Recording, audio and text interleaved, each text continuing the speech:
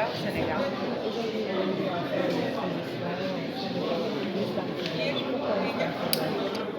Disons que ça fait 3 ans déjà que le Centre culturel organise plusieurs manifestations ici au Sénégal et en Russie. Et nous essayons de faire découvrir les coutumes, les habitudes des pays dans l'autre pays. Et typiquement, ce qui surprend toujours tout le monde au Sénégal, c'est que la Russie a une très grande population musulmane. On a plusieurs républiques dont la majorité des personnes qui y vivent sont de religion musulmane et qui la pratiquent. Ce sont tous des sunnites comme nous, mais on a certains pays comme la Tchétchénie par exemple qui sont très férus, qui suivent beaucoup les préceptes de la Sunna. Nous avons le Daghestan aussi qui est très connu et bien sûr le Tatarstan qui en particulier nous est très proche. Son président est déjà venu 3 fois au Sénégal.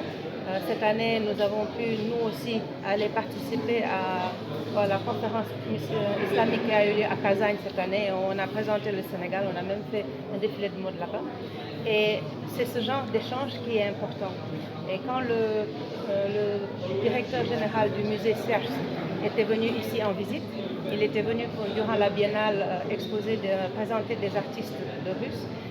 Il m'a dit, Oumi, pourquoi il pense que nous sommes tous des orthodoxes? J'ai dit, c'est parce qu'on pense Russie, orthodoxie, point.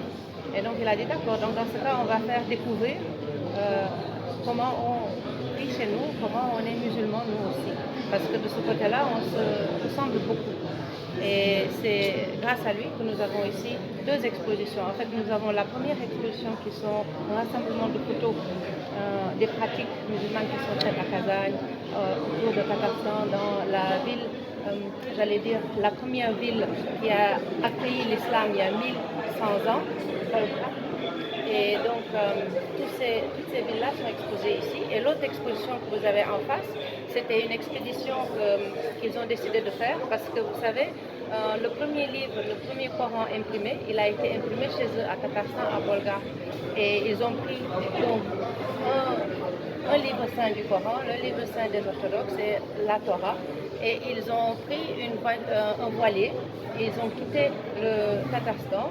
Ils ont cheminé jusqu'au nord, jusqu'aux mers arctiques, pour déposer dans la seule, j'allais dire, maison multi-confessionnelle, les 3 livres saints du Dieu unique.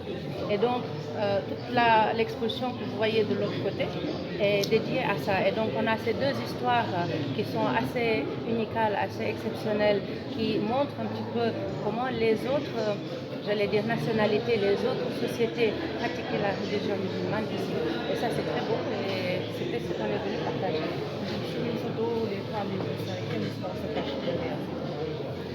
Cette image, je ne crois pas qu'il y ait quelque chose qui se cache. Je crois plutôt qu'on essaye de montrer.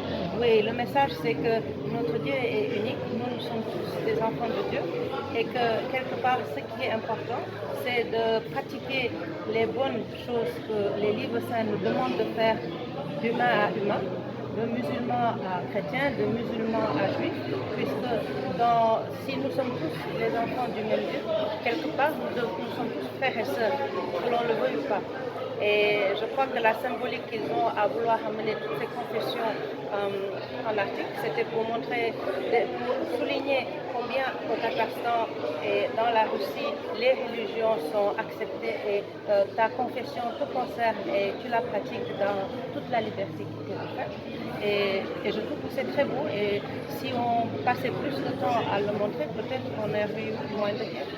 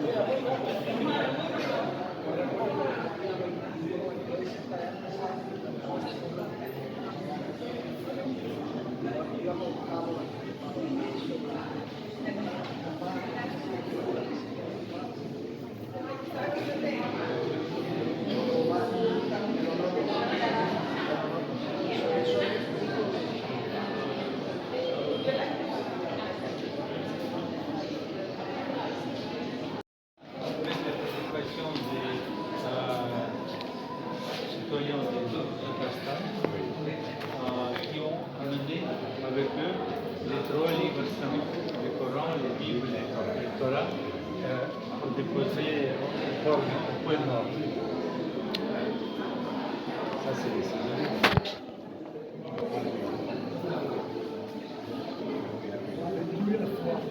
Exactement.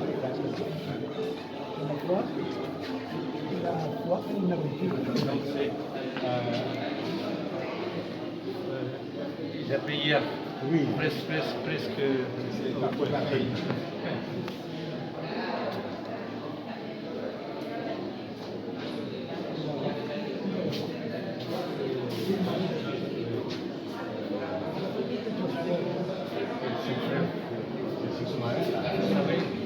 Il y a une histoire quand les scientifiques polaires, ils ont amené avec eux un petit cochon au pôle Nord.